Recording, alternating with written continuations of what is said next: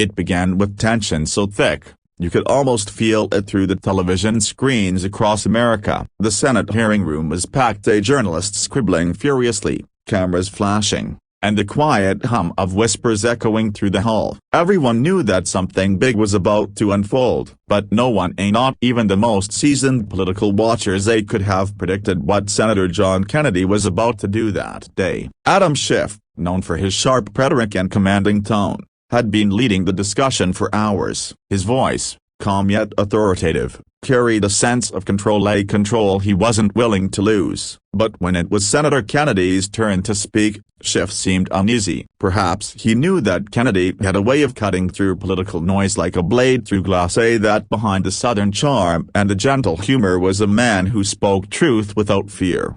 As Kennedy adjusted his glasses and leaned into the microphone, Schiff interrupted almost instantly. "Senator, we're short on time," Schiff said, his tone sharp. "If you could keep your remarks brief."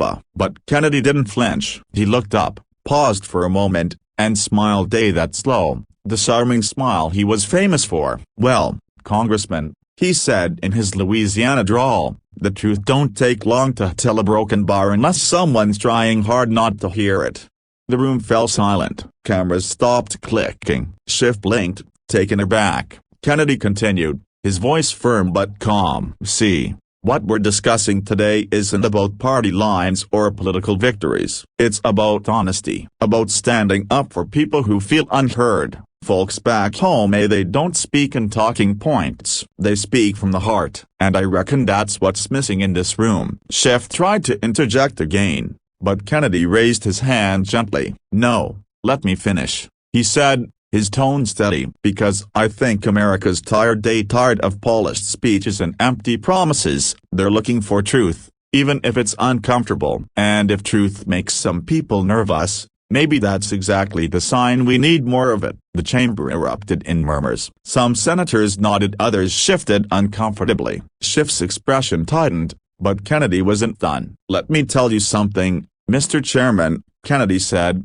his voice now carrying a touch of emotion. "When a farmer in Louisiana can't afford gas to run his tractor, when a single mom in Detroit skips meals so her kids can eat, when a veteran in Texas is waiting months just to see a doctor, that's not a Democrat problem or a Republican problem. That's an American problem. And silencing the truth doesn't solve a single one of those." A wave of applause broke from the backbenches, spontaneous, heartfelt. Even some who usually opposed Kennedy couldn't help but clap. Schiff's composure cracked for a moment. He glanced down, flipping through his notes, as if looking for something to say, but Kennedy had already won the moment. The senator leaned back, his voice softening. "We're supposed to be servants of the people, not rulers over them. I don't care who gets the credit. I just care that we start telling them the truth again." It was a line that would echo across social media within minutes. Hashtags like #KennedyTruth and #StandUpForAmerica trended nationwide. Millions watched the clip online,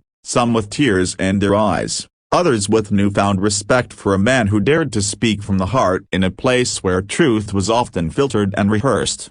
Later that evening, as the networks replayed the exchange, political commentators called it the moment Washington remembered its conscience. Kennedy's office was flooded with calls and messages from Americans thanking him for saying what everyone else was afraid to say. Even Schiff, later in a quiet interview, admitted, "Senator Kennedy and I may disagree on many things, but I respect his conviction. He speaks like he truly believes every word." And that, perhaps, was the real reason the nation couldn't stop talking about it. Kennedy's words weren't about winning an argument, they were about reminding America of something far greater: integrity, the courage to speak truth even when it's inconvenient. As the lights dimmed in the Senate that day, Kennedy walked out slowly, greeted by staffers and strangers alike. When asked by a young reporter what gave him the confidence to stand up like that, he paused, smiled softly, and said, "When you tell the truth, you don't need notes."